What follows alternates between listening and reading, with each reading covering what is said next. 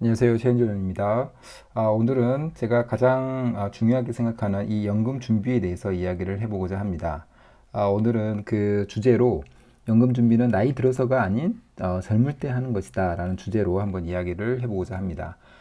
저 영상을 시청하시는 분들은 나이가 어느 정도 있으신 분들도 많으시고, 그래도 이제 연금 준비를 해야 된다고 생각하는 또 상대적으로 젊으신 분들도 많이 있으실 텐데, 어, 사실은 이 제가 강조하는 농지연금 같은 경우에는 어느 정도 나이가 들어서도 제가 말씀드리는 이 방식대로 하게 되면은 수익 자체가 굉장히 클 수가 있기 때문에 괜찮을 수 있을 것 같은데, 우리가 일반적으로 생각하는 농지연금 또는 농지연금의 수익을 극대화하고 또는 그 이외의 연금 준비를 하는 관점에서 보면은 가능하면은 젊을 때 하는 게 가장 좋습니다.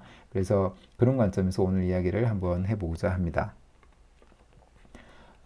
이 노후 준비에 대한 인식에 대해서 어떤 그 설문조사를 한 게 있는데, 그 설문조사를 가지고 우리나라 사람들의 노후 준비에 대한 인식이 어떻고 준비 실태는 어떤지 이런 부분들에 대해서 한번 이야기를 해보고자 합니다. 첫 번째 질문은 행복한 노후 생활을 위해서 가장 필요한 것은 무엇인가? 라고 질문을 던졌을 때 경제적인 여유가 가장 필요하다라고 얘기하신 분들이 56%씩이나 됩니다. 그래서 역시나 경제적인 부분에서 빈곤에 대한 문제가 실제로 있기 때문에 그런 문제에 대해서 가장 중요하게 생각한다라고 보시면 될 것 같고요. 그 다음에 두 번째가 이제 건강 관리 이런 부분입니다. 그래서 뭐 건강은 뭐 모든 사람들이 가장 중요하게 생각하는 부분이기 때문에 그런 부분을 제외하면은 역시나 경제적인 여유가 가장 필요로 하다라고 보시면 될 것 같습니다. 그러면 개개인의 노후는 누가 책임을 져야 되느냐라고 물어봤을 때 의외로 본인 스스로 책임을 져야 된다고 생각하는 게 86%씩이나 됐습니다. 그래서 정부 및 사회단체가 책임을 져야 된다라고 하는 게 12%밖에 되지 않는 거고요. 그만큼 우리나라의 국민들은 정부 또는 국가에서 보장하는 예를 들면 국민연금과 같은 연금 제도에 대해서 그렇게 큰 신뢰를 보이고 있지는 않는 것 같다라고 생각이 듭니다. 그만큼 국민연금은 고갈 이슈도 있고 65세부터 지금 받을 수 있지만 그 시기가 좀 더 늦춰질 수도 있고 내가 그렇기 때문에 내가 받을 수 있을지 없을지도 모르는 이런 불안정한 상황이기 때문에 연금은 내 스스로 준비를 해야 된다고 생각하는 게 압도적으로 많은 것 같습니다. 그리고 그 다음 질문은 그러면은 현재 노후 준비를 하고 있는지 없는지에 대해 물어봤을 때 거의 반반입니다. 그래서 하고 있다라는 수치가 47%, 하고 있지 않다가 49%. 조금 이상하죠. 왜냐하면 좀 전까지는 가장 중요한 게 경제적인 그 여유이다. 노후 준비를 위해서 가장 필요한 거는 경제적인 여유이다. 두 번째는 어, 그 본인 스스로 연금에 대해서는 준비를 해야 된다는 게 압도적으로 많음에도 불구하고 실제로는 현재 노후 준비를 하고 있다라고 생각하는 사람은 반밖에 되지 않는다라고 보면 될 것 같고요. 그래서 인식과 현재 준비 상태가 많이 다르다라고 보시면 될 것 같고, 또 다른 큰 문제는 지금 준비하고 있는 노후 수단은 무엇인지에 대해서 질문을 던졌을 때 첫 번째가 국민연금, 두 번째가 예적금입니다. 국민연금은 의무적으로 가입을 해야 되기 때문에 내가 특별히 뭔가 준비를 하고 있는 거라고 보기가 사실 좀 어려울 수도 있는 거죠. 의무적으로 가입을 해야 되기 때문에. 그래서 국민연금의 거의 71%가 를 하고 있고, 이거는 이제 복수 응답이기 때문에 이 부분은 할 필요는 있지만 가장 많은 포션이 국민연금에 의존하고 있다. 두 번째는 예적금이다. 이 정도입니다. 그래서 국민연금에만 의존하면 안 된다라고 제가 말씀을 드렸는데 그런 게 준비를 해 나가신 분이 제일 많고요. 두 번째도 예적금입니다. 그래서 예적금은 수익률 자체가 2에서 3%밖에 되지 않습니다. 근데 예적금이 가장 안정적이고 가장 그 적절하다고 생각하시는 분들이 우리나라에는 굉장히 많습니다. 그러나 미국과 같은 선진국에서는 연금 선진국에서는 이렇게 생각하는 사람이 그렇게 많지 않습니다. 우리나라 사람들은 약간 그 위험이 있다고 생각하는 미국 주식에 이렇게 투자를 해서 7에서 11% 정도까지 수익률을 쭉 한 2, 30년 동안 수익률을 가져가면 퇴직할 때는 백만장자가 되어 있는 겁니다. 10억이 넘는 연금 자산이 있고 10억이 넘는 연금 자산을 매월 이렇게 나눠서 받는다고 하면은 월 400, 뭐 500 이렇게 받을 수 있기 때문에 노후 준비가 다 끝난 거죠.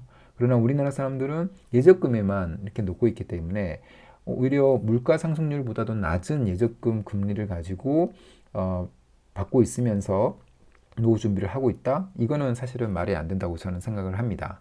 그래서 앞으로 좀 다루겠지만 이 농지연금 이외에 어떤 노후 준비, 예를 들면 퇴직연금이라든가 개인연금이라든가 이런 부분도 굉장히 좋은 제도이기 때문에 이 부분을 잘만 운용을 하면은 나중에 충분한 노후 준비 수단이 될 수가 있습니다. 그래서 어떻게 운용하는 게 가장 좋을 수 있을지 이 부분에 대해서도 한번 이야기를 해보겠습니다. 그리고 그러면 노후 준비를 하지 못한 주된 이유는 무엇인지에 대해서 질문을 했을 때 정말로 이 부분은 좀 이 정도의 인식 정도 수준이구나라는 생각이 들었는데 거의 대부분의 사람들이 노후 준비를 할 능력이 없다라고 생각을 하거나 뭐 향후에 계획은 하고 있지만 아직 생각해 본 적이 없다라는 사람도 꽤나 됩니다. 그러니까 노후 준비할 능력이 없다라고 생각하는 겁니다. 현재 어떤 그 소득 수준이 높지 않기 때문에 그렇게 생각하시는 분들도 있을 거고 어떤 거를 어떻게 준비를 해야 되는지를 아예 모르기 때문에 능력이 없다라고 얘기하신 분들이 많이 있을 겁니다. 당연히 관심이 없고 경제적으로 무관심하고 공부를 하지 않고 문명 상태에서 벗어나지 못하면은 당연히 능력이 없다라고 생각할 수 있겠죠. 그러나 이런 노후 준비 또는 경제적인 어떤 관심 이런 것들이 어렵냐? 그렇지 않습니다. 전혀 그렇지 않고 오히려 우리가 꼭 갖춰야만 하는 문제입니다. 우리가 돈에 대해서 중요하다고 생각하고 노후 준비에서 가장 중요하다고 생각하는 게 이 경제적인 어떤 여유라고 인식하고 있는데 실제로 이 돈에 대해서 너무나 무관심하다고 생각이 듭니다. 그래서 이 부분에서 빨리 벗어날 필요가 있는데 이렇게 벗어나기 위해서는 일정 수준의 공부가 당연히 필요한 거겠죠. 내가 지금 하고 있는 일에 대해서만 어떤 공부가 필요한 게 아니라 정말로 가장 중요할 수도 있는 경제적인 이런 어떤 문맹에서 벗어나는 이런 부분에 있어서도 공부가 필요합니다. 그래서 그 젊을 때부터 그런 공부를 하고 그리고 젊을 때부터 자산에 되게 안정적인 자산에 어떤 갖고 보유를 할 수 있다면 그 수익률은 훨씬 더 커질 수 있기 때문에 그런 관점에서 우리가 젊을 때부터 준비를 해야 된다라고 보시면 될 것 같습니다.